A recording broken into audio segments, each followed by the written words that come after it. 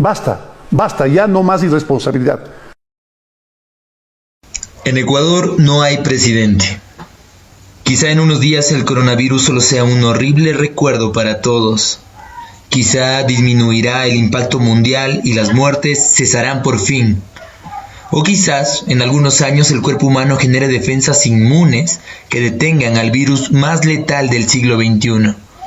Sin embargo, hay algo que dejó de ser probable: que el Ecuador tenga un presidente con liderazgo y decencia. Sucedió lo contrario. En esta última semana, ya declarada la emergencia sanitaria y el estado de excepción por el rápido crecimiento de contagiados en el país, Lenín Moreno desapareció del mapa.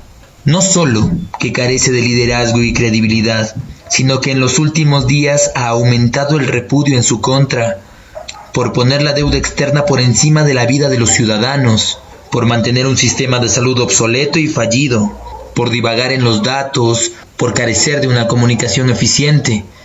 El Ecuador sufre de acefalía y lo único que hacen los detentores del poder es usar esta crisis como plataforma política para ver quién es el que más manda. Salvo excepciones muy específicas como la del alcalde de Quito, Jorge Yunda, o el prefecto de la SUA, Yacu Pérez Guardambel, el país enfrenta esta crisis comandado por mediocres peones de los poderes fácticos. Ayer en la noche el ministro Richard Martínez anunció el pago de bonos 2020 que desembolsará más de $320 millones a entes financieros internacionales. Mientras en Ecuador aumentan dramáticamente las cifras de muertos, de contagiados, de viudas, de huérfanos, de hambrientos. La única consigna válida para el gobierno es ese estribillo clasista: quédate en casa, que aunque sabemos que es lo más pertinente en momentos de crisis sanitaria, responde en realidad a otras lógicas de segregación e injusticia histórica. Las grandes ciudades del país, Quito, Guayaquil y Cuenca, donde se concentran la mayoría de infectados por el COVID-19, son a la vez las ciudades más desiguales del Ecuador.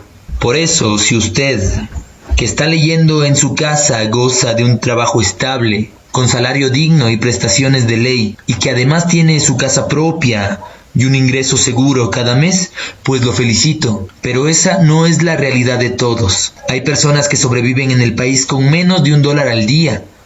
Viven de su trabajo cotidiano, pues el Instituto Ecuatoriano de Estadísticas y Censos informó a inicios del 2020 que la población económicamente activa sin empleo adecuado en Ecuador asciende a 5 millones de personas.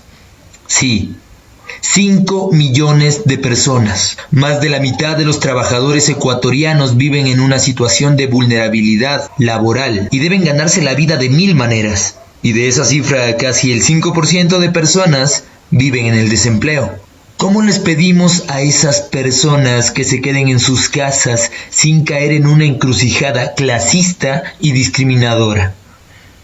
¿Cómo garantizamos la salud de esas personas si el Estado cada vez está más ausente y los gobernantes de este país se hacen de oídos sordos y miradas obtusas? Ahora mismo, el Ecuador es un país sin líderes, sin manos que trabajen por el bienestar de todos. Solo tenemos escasas excepciones en autoridades locales, pero asimismo tenemos delincuentes al mando de la ciudad más afectada por el coronavirus, porque hace unos días la alcaldesa Cynthia Viteri impidió el aterrizaje de un vuelo humanitario en el aeropuerto de Guayaquil.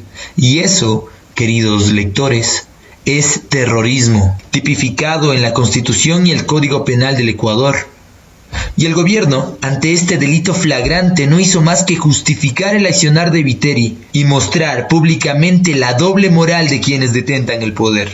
Ahora mismo el Ecuador es el país más afectado por el coronavirus a nivel regional, con un crecimiento trágico de los fallecidos, ya que de lunes al martes pasaron de ser 14 a ser 27 y más de 1000 afectados por este virus mortal. Son personas de escasos recursos, vulnerables, adultos mayores, grupos sociales históricamente olvidados, que mueren por una enfermedad traída por la clase pudiente desde Europa y Estados Unidos.